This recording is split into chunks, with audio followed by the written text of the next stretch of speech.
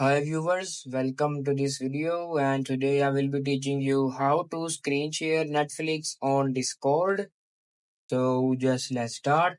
So first of all, open up your Discord application and after opening it, go to user settings and then scroll a little bit and search for registered games.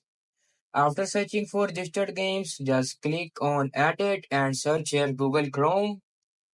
After searching it, just click on Google Chrome and click on Add Game. So after adding it, just click your escape key. And after that, just click on Stream Google Chrome and just click on Go Live. And open your Netflix application on your browser. And after streaming, you guys can easily screen share your Netflix on Discord without any problem. Discover the secrets to mastering Discord server creation and bot development with our comprehensive step-by-step course. Elevate your skills and become a Discord expert today. Check out the link in the description to get started. But if you find this video helpful, please like and subscribe to this channel and thanks for watching.